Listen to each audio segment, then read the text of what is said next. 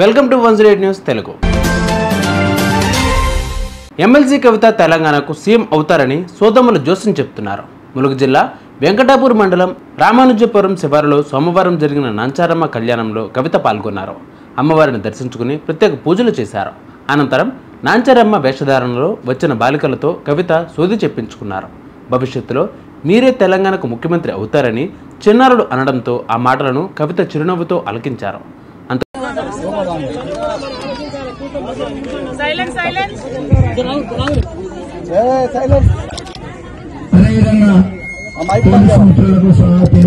దయచేసి కొద్దిగా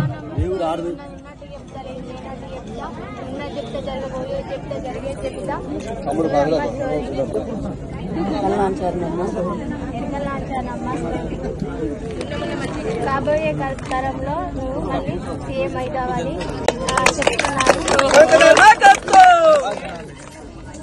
మీరు మంచిగా ఉంటారు, మీ ఆరోగ్యం మంచిగా ఉంటుంది. డాడీ కూడా తెలంగాణ బాగుంటుందా?